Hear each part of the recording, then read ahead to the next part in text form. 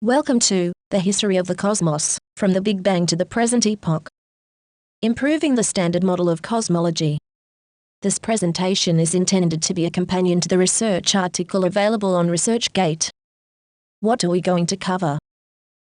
Firstly, how the solution hangs together. Next, we will examine the primordial universe, with particular attention being given to the first moments of creation.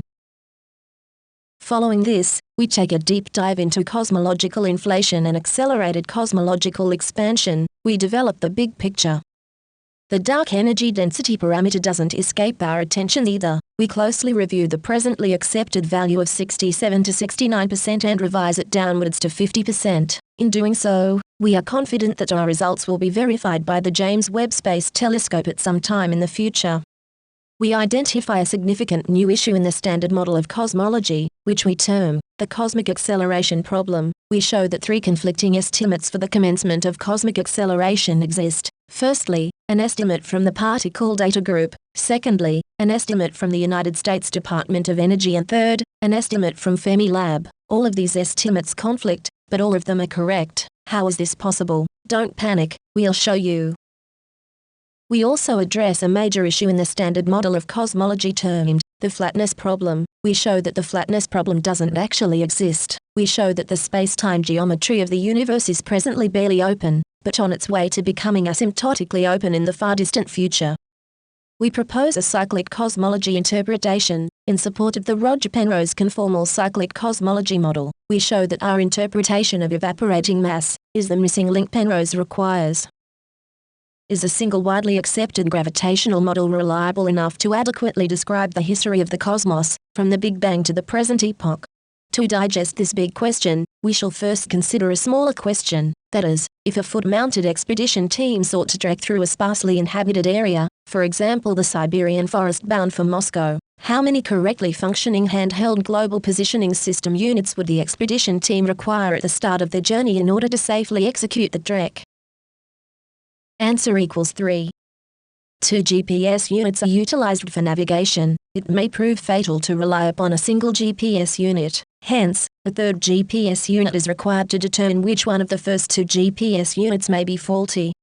Similarly, if the expedition embarkation point represents the present epoch and the destination represents the Big Bang, it becomes apparent that navigating cosmological history utilizing a single cosmological scale gravitational model is possible, but risky because no widely accepted failover presently exists to compensate for any potential inadequacies inherently embedded within general relativity. Therefore, to avoid over-reliance upon general relativity, we develop a solution in accordance with the following strategy. The first GPS unit is general relativity. The second GPS unit is the polarizable vacuum model of gravity. This is a standalone optically derived alternative to general relativity.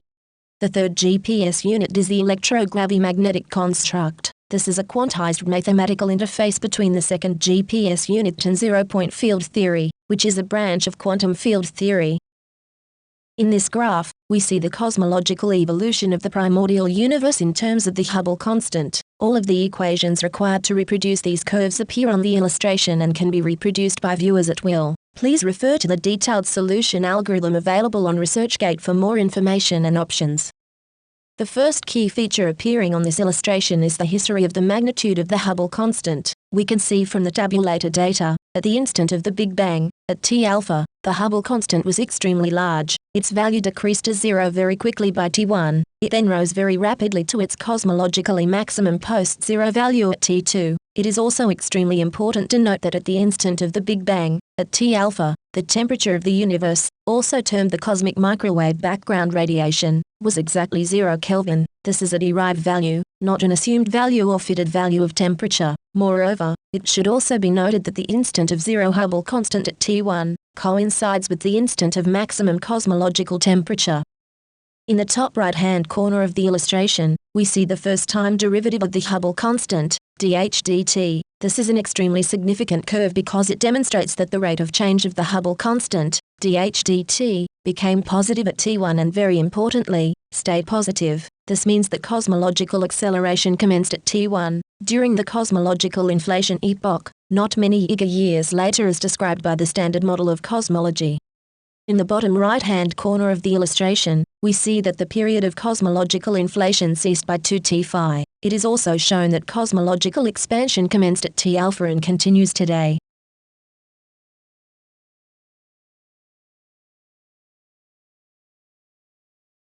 This illustration exhibits a compacted timeline of the history of the cosmos, from the Big Bang to the present epoch. The period between t=0 and T alpha is purely inflationary and nothing is known, nor can be known during this time.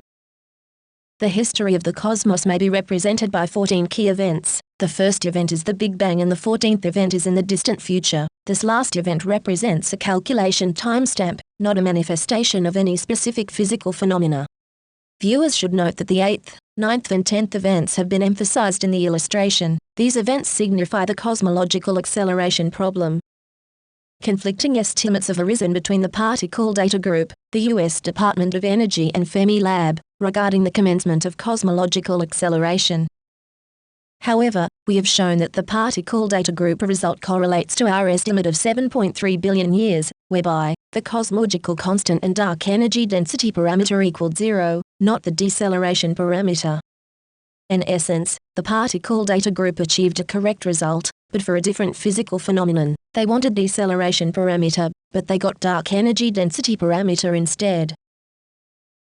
The U.S. Department of Energy made the next attempt, estimating that the deceleration parameter equaled 0 at approximately 9 billion years. Unfortunately, they were only half right. They made a similar mistake to the particle data group by misidentifying the event. What they have actually identified is the instant when the dark energy density parameter equaled the deceleration parameter. You can see here that their estimate of approximately 9 billion years fits very well with our 8.5 billion year calculation.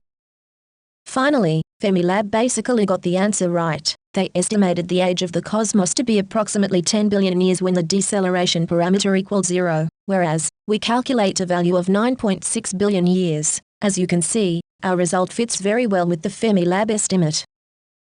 To close out this illustration, we'll execute a quick visual tour of key events. First, highlighting the period of cosmological inflation. Second, identifying the instant of actual cosmological acceleration. And third, identifying the competing claims of apparent cosmological acceleration as already discussed.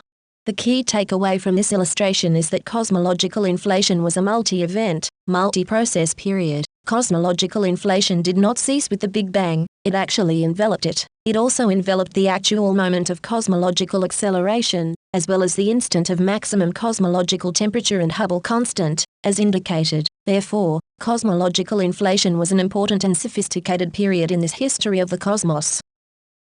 What you are seeing now is the history of the cosmos as described by the standard model of cosmology. For the most part, our interpretation of events agrees with doctrine, but some important distinctions exist. For example, the notion that cosmological inflation and the Big Bang were serial events is incorrect.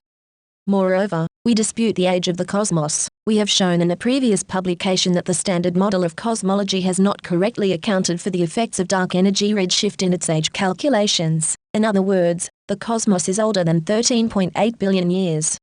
In addition, the insistence by the standard model of cosmology that billions of galactic structures, containing billions of stars, formed simultaneously within 200 million years of the Big Bang, defies common sense and is too impossible to believe. Clearly, their cosmological age calculation is wrong. Let's now take a look at the history of the cosmos from the perspective of electrogravimagnetics. Here we can see the results from the electrogravimagnetic construct. As discussed previously, cosmological inflation enveloped multiple events including the Big Bang and cosmological acceleration. The age of the cosmos is 14.57 billion years, allocating the universe 900 million years more time to evolve. This means that the galactic structures recently observed by the James Webb Space Telescope are 1.3 billion years old, not 220 million years. This is a far more digestible estimate. If we turn our attention towards the cosmic microwave background radiation, we find that the electrogravimagnetic construct is able to specify a cosmological temperature profile far exceeding the capabilities of the standard model of cosmology.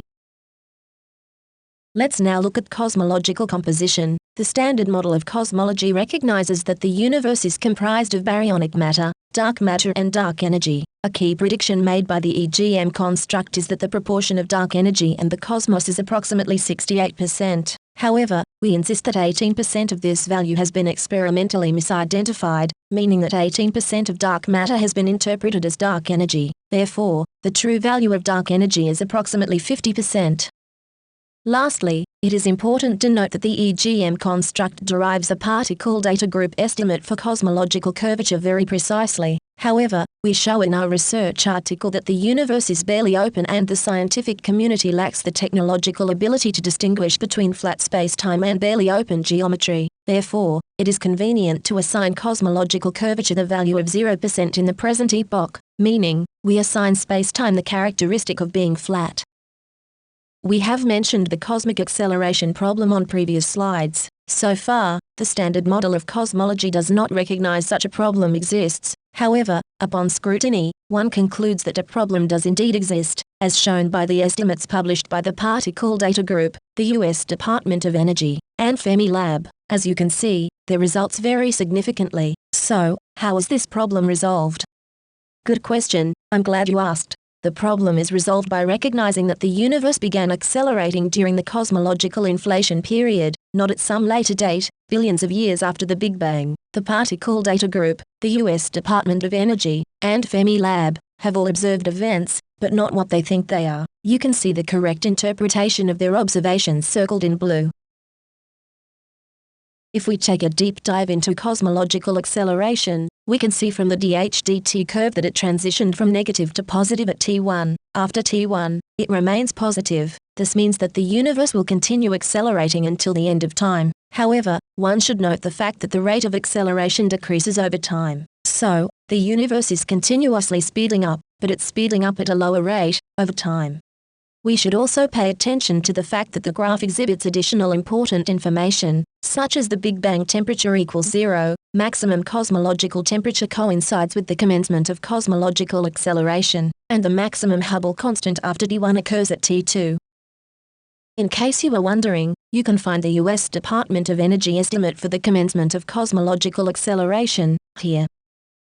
The next deep dive we're going to take is into the flatness problem. This has arisen from the natural suspicion of scientists in the disbelief of coincidence. The universe is presently measured geometrically as being flat. This means that it will eventually halt expansion, but only after an infinite amount of time has elapsed. Of course, we must stress and emphasize that the standard model of cosmology assumes that the space-time geometry of the universe is constant. This in itself is an unfounded assumption, but nevertheless, it is the standard model of cosmology.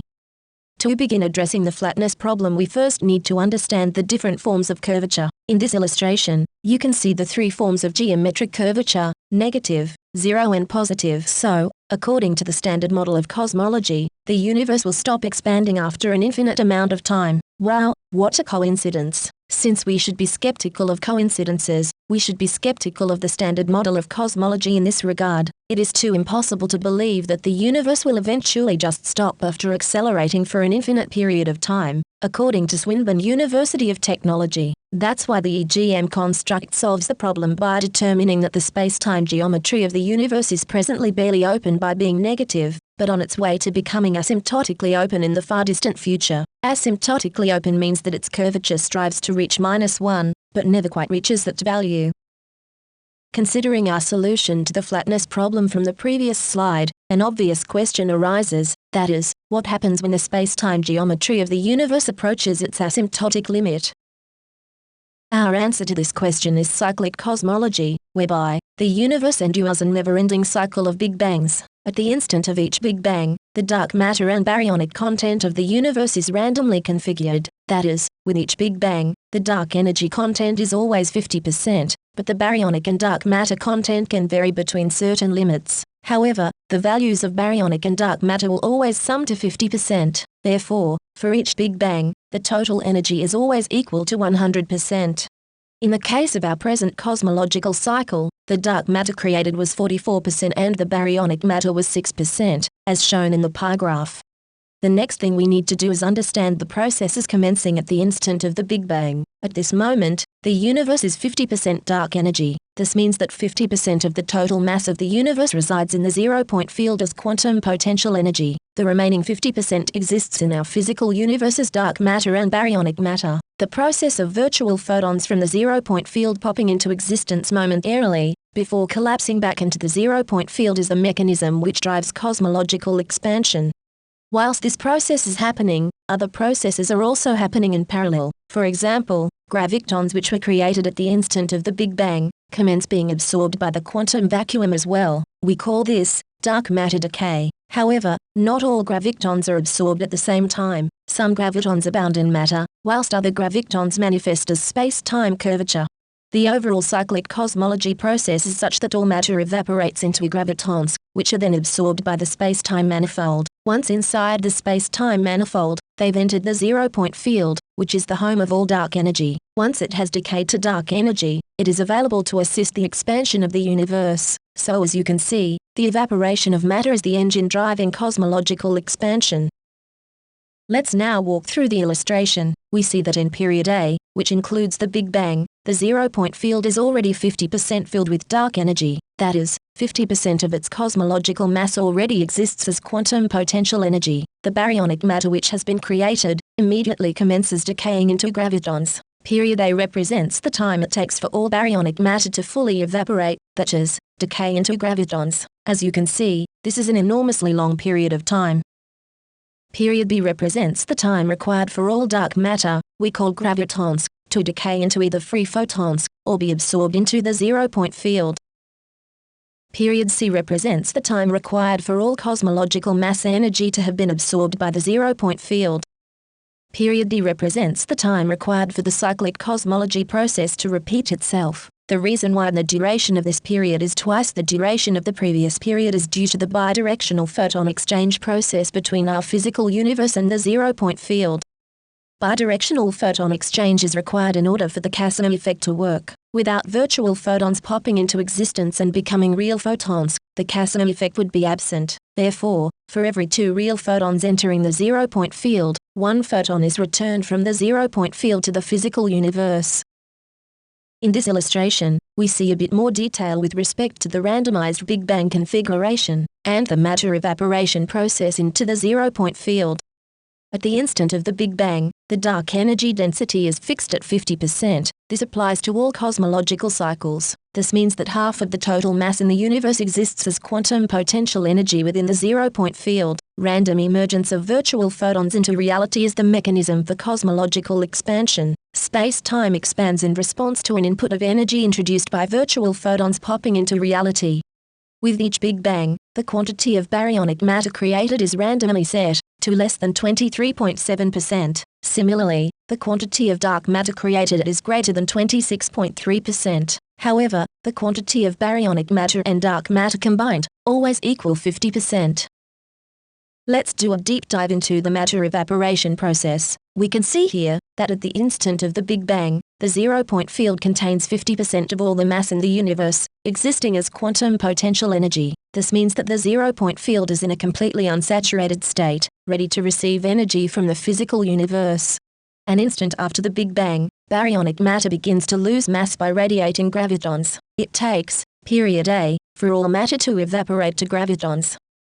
Once gravitons have been released by baryonic matter, they immediately commence being absorbed by the zero-point field. This means that the absorbed gravitons have separated into virtual photons and are no longer entangled, residing within the zero-point field as quantum potential energy. The time required to complete this process is termed period B. It is interesting to note that the decay of gravitons adds to the Casimir effect on a cosmological scale.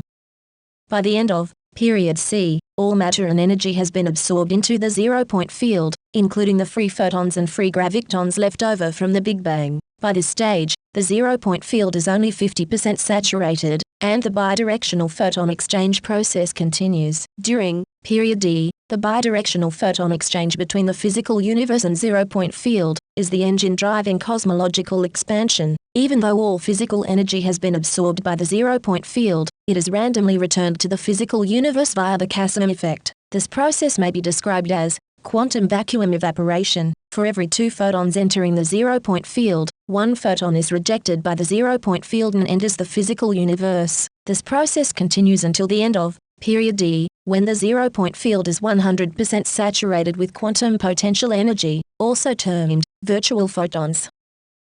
The cyclic cosmology baryonic and dark matter limits, are graphically represented here. The first important point indicated is the present epoch, that is, our present cosmological age. This sets the scale of the graph. Next, we see the curve representing the standard model of cosmology's dark energy density parameter, followed by the instant when, itself, and the cosmological constant equals 0. The solid red line represents the maximum percentage of baryonic matter which can be created in any Big Bang cycle. This is the 23.7% limit. The solid magenta line denotes 0% baryonic matter, and the solid blue line represents our universe, approximately 6% baryonic matter. The dashed red line denotes the deceleration parameter associated with the maximum baryonic limit, 23.7%. The dashed magenta line denotes the deceleration parameter associated with the minimum baryonic limit, 0%, and the dashed blue line denotes the deceleration parameter configuration for our universe, with approximately 6% baryonic matter. Thus far, we have investigated cyclic cosmology on macro and micro-scale timelines. The macro scale refers to the period of time for one complete cosmological cycle, whereas the micro scale refers to the current age of the universe. From the macro scale, we have seen that, on average, 2 photons enter the zero-point field for every photon exiting it. However, on the micro scale, from a moment after the Big Bang to 7.3 billion years, the zero-point field releases more photons than it accepts. How can the concept of a Big Bang singularity coexist with cosmological inflation? What does this question mean? Is there a problem?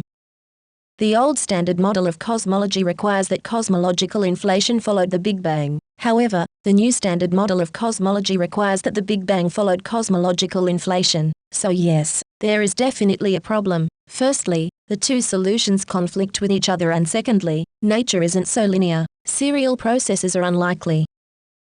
We've already seen how the EGM construct resolves these issues via parallel processes during the cosmological inflation epoch, but how do we specifically address the inflationary period between t equals 0 and the Big Bang? The universe does not yet exist during this period, so how is it possible to explain anything at all?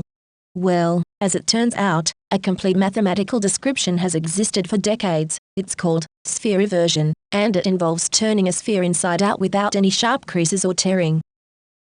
The cosmological inflation period from t equals 0 to the Big Bang resides completely outside the laws of physics. There are no applicable rules to this period. All logically consistent explanations are valid. Therefore, we must rely upon mathematical conjecture to fill this impossible gap.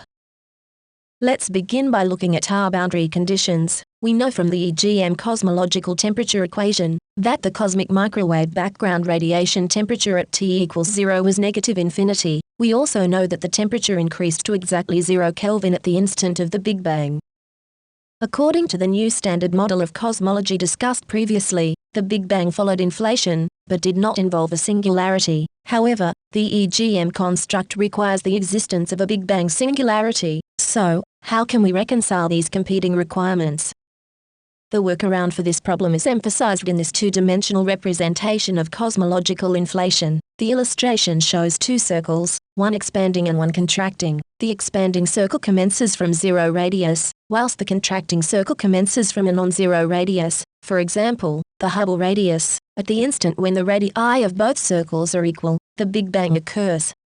Notably, the singularity radius is approximately 12 femtometers. This is roughly 4 times the size of the classical electron radius. So, at the instant of the Big Bang, the universe was, roundabout, the size of an electron. Now that we have established a two-dimensional process describing cosmological inflation inclusive of a Big Bang singularity, we need to describe a four-dimensional process with the required characteristics. So, how are we going to do this? Fortunately, we don't have to do anything. It's already been done, decades ago, in a mathematical process termed sphere inversion. This is the action of turning a sphere inside out, without any sharp creases or tearing. Therefore, sphere inversion transforms a 2D analogy to an exact 4D solution. Here we see a movie of the sphere inversion process, looping backwards and forwards, with a stepwise representation below. At the midpoint of the process, the mean effective radii of both spheres are equal. This represents the instant of the Big Bang. Let's now do a bit more work understanding cosmological expansion in relation to the sphere inversion process. As can be seen here, the entire sphere inversion process has been captured in 13 steps. The midpoint through the process approximately represents the instant of the Big Bang. One possible interpretation is that the solid gold sphere denotes the start of cosmological inflation, whilst the solid crimson sphere denotes the end. Please note that, whilst the midpoint depicted by the gold square represents the Big Bang, it does not represent the midlife time of the inflationary process. The Big Bang occurs much closer in time to t equals 0 than to t equals 2t phi rho. Here we see an illustration representing the period from the cessation of cosmological inflation to the present epoch, but how should this 2D analogy be physically interpreted? The first thing we need to do is understand the governing principles. These are: 1. All matter evaporates via graviton radiation. 2. All forms of matter and energy in our physical universe eventually get absorbed by the zero-point field. And 3. The minimum evaporation period is a vast amount of time. Therefore, if we interpret the expansion radius as denoting the amount of mass energy absorbed by the energy sink, that is, the zero-point field, we see that the expansion radius is always increasing. Also, if we interpret the contraction radius as denoting the amount of mass energy lost by the energy source, that is, our physical universe, we see that the contraction radius is always decreasing. So, when all energy resides within the zero-point field, the contraction radius is 0 and the expansion radius is maximal. At this instant, the cosmological cycle is complete and space-time inverts, literally, just like an hourglass. Then of course, the entire process starts again. By extending the sphere reversion process to its natural conclusion, we obtain two representations of space-time. One of these is termed Hubble, the other is termed observational. Hubble spacetime is a sphere of Hubble radius, such that the Big Bang occurred at its center. However, equally and importantly, the zero-point field in this illustration is also located at the center, expanding at the rate of the Hubble constant. Our physical universe exists on the perimeter of the circle, with observational radius indicated by the semicircular arc, A2b, which is approximately 46 billion light-years. Consequently, the observable universe is represented by the complete length of the perimeter of the circle from A to A, which is approximately 92 billion light-years. So, what is the relationship between these two illustrations? The relationship is that Hubble spacetime is an extra-dimensional representation of cosmological expansion, adjunct to observational spacetime. In recent years it has become clear, from increasingly accurate measurements, that the Hubble parameter obtained from cosmic distance ladder techniques is significantly higher than the values obtained by fitting the power spectra of temperature fluctuations in the cosmic microwave background radiation. This difference has been termed the Hubble tension. The Hubble tension is represented within these illustrations. Depicted inside the Hubble spacetime sphere, we see the Hubble constant relating to the power spectra from the cosmic microwave background radiation. Similarly, depicted within the observational spacetime sphere, we see the Hubble constant relating to the cosmic distance ladder. What are the resultant implications for merging the white sphere with the gold sphere? In other words, what is the outcome of merging the zero-point field with general relativity? 5D spacetime. On our journey through this presentation, we have covered much material. Let's take a look at the most important determinations thus far. Firstly, we have identified that cosmological inflation encapsulated multiple events and processes. Secondly, we have revised the value of dark energy density parameter downwards. And thirdly, we have demonstrated that the flatness problem does not exist. Thanks for watching this presentation. If you have any questions or would like to discuss some of your own concepts, please feel free to reach out to me.